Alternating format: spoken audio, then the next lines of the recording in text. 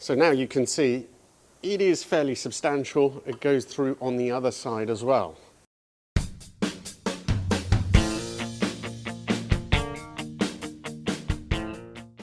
Hello everybody and welcome to another episode with the InfluEnzo. Of course, this car is never ending. If you'll remember from the last one, the geometry wasn't still quite right. So what I'm going to do today is some work to set it up the old-fashioned way, strings, all that kind of stuff.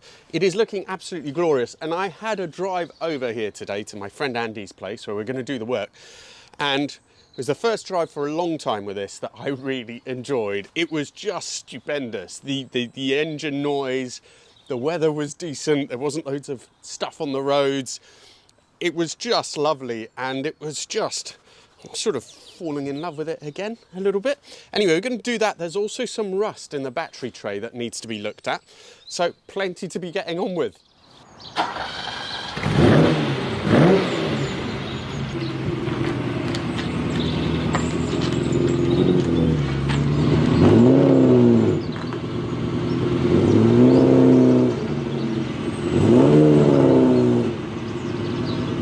So let's get to work. And the first thing I've got to do is to remove the front chin spoiler to get to the rust in the battery tray. So that means firstly that grille, then the bumper off, and then I can get to the bolts behind it that hold it in place, and they are tricky to get to.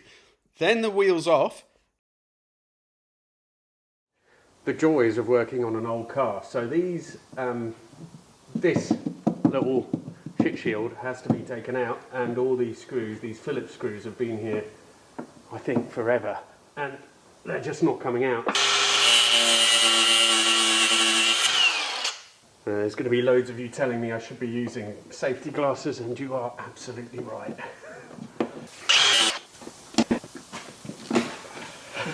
Cheers, Andy. Better late than never.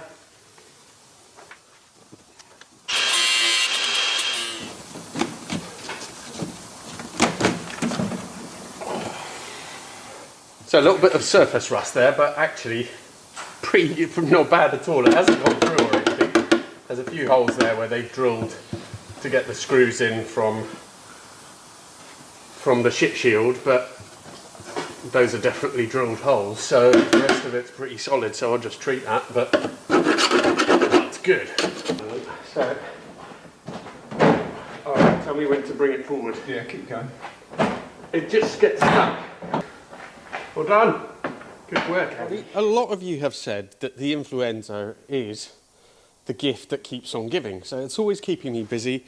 It's always giving me excuses to do more videos. And today is absolutely no exception. Now, I knew that this was rusty because it is the battery tray triangle. Not a big deal. I've got here a perfect bit of square section which is exactly the same, so that could have been fixed, no problem. Also, the front of the bodywork here is really good, it's brilliant. There's no rust. I'm really pleased about that, because I could sort of see through, but it's just because when they painted it with the spoiler in place, and so it was a bit uneven. So that's good news. What is not good news at all is this. This was totally unexpected and not very happy about it. So, a new little gift. So that is most definitely structural, and as you can see, it's the front section of the chassis. It's gone underneath, it's gone on the side here. Before, the under tray from the spoiler was here, and I'd never really seen it, and there was still some under seal that was covering it up. So now you can see it is fairly substantial. It goes through on the other side as well. So luckily I'm here at Andy's place. He's going to help me with this because it's a bit more than I would normally handle. I'm just going to cut it all out here, cut this through. I'm going to cut out this piece to give us access on the other side. And this is a whole other bit of the InfluEnzo that needs work.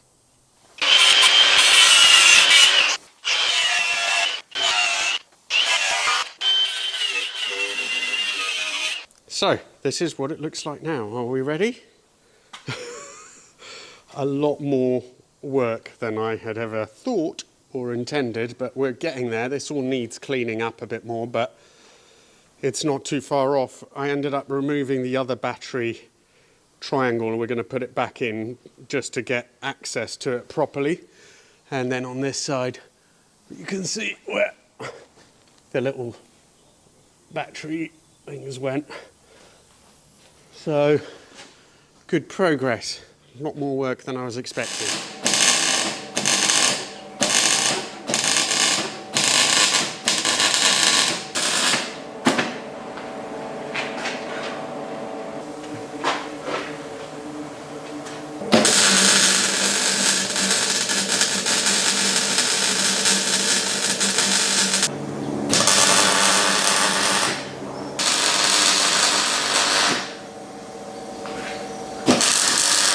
So we're almost there. I've already covered it with the whole sort of subframe, everything, whether it's not really a subframe, but covered it already with that rust converter, just for any sort of lingering tiny dots of rust to be converted through before I paint it all with zinc primer. But it is looking great. Both these spars are back in on both sides.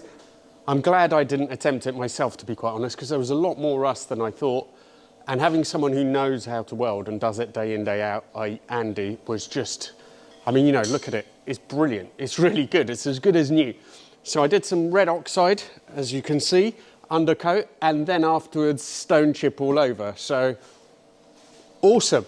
Now, the last thing we've got to do now is the geometry. I don't know if we're going to have time in this video or not. You'll know in a few seconds. But Andy's making a special jig so that we can do it by hand. So that's going to be quite exciting as well. But it's weird. Although I didn't do all this myself, I only disassembled it, really prepared it. Andy did the welding. It's just lovely to see it all back together and done properly. So I don't think this is going to be the definite setup, but we're using the old-fashioned sort of string method. And I've got old-fashioned camber gauge as well. So I'm just going to get it roughly in place. I'm going to go and get it measured again on a proper laser outfit and see how far or how close I am. It's also a question of working out ride heights, because before that front spoiler was scraping, which I've now had to fix, some fiberglass and everything else, so I don't really want it to continue touching down, although it looked nice low. I think ride heights at the front are pretty much there or thereabouts, but at the back it's riding too high. So I've got to sort that out and then keep an eye on what's happening with the camber as well. And the two rear wheels have got too much camber, so I'm going to take some of the shims out.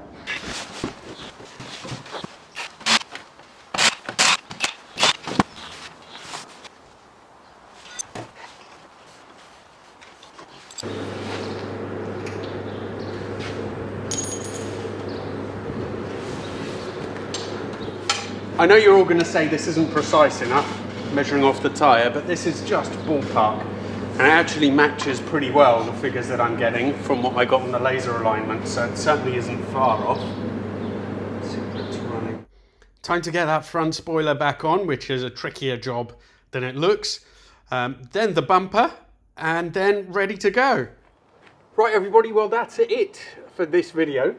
So we took it out for a quick spin earlier, didn't have time to video it, but it is driving better still than before, so I'm really happy about that. The rust is fixed. I'm going to have to, obviously I've repaired this front bumper, fiddled with the ride heights now to make sure it doesn't touch down anymore, but it is sitting really well. And as I'm taking in for that, I'm probably going to get the wings, maybe this front nose cone done. It's got a few little chips and stuff. And then it's a question of how far do you go. I really don't want to paint the whole thing, but my friends at Casey Auto Colours in Whitney are going to do that for me. I'll put their link in the video description. They're really good guys. They did my Peugeot 306 and really love their classics. So I'm going to take it over there.